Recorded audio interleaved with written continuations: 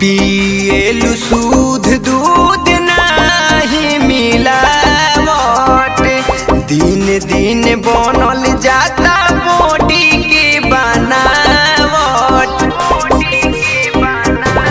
हो पिएलु शुद्ध दूध नाही मिलावट, दिन दिन बनल जाता बॉडी के बनावट।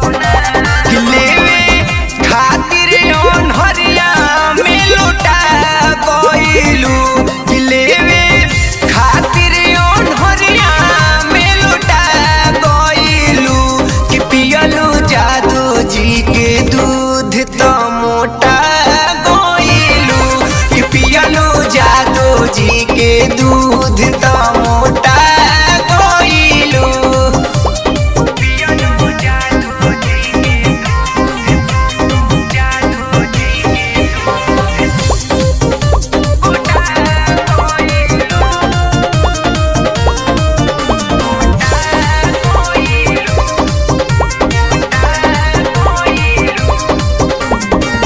पहिले से चिकन चाकन लागे तोहर गाल हो, चलेलू बजरिया में हो जाला बवाल हो।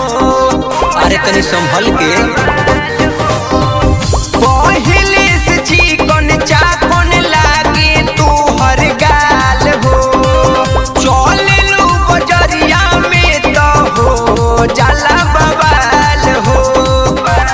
देहिया देखे में लागता छोटा गइलू, तो देहिया देखे में लागता छोटा गइलू, कि पियलू जादू जी के दूध तो मोटा गइलू, कि पियलू जादू जी के दूध तो मोटा गइलू।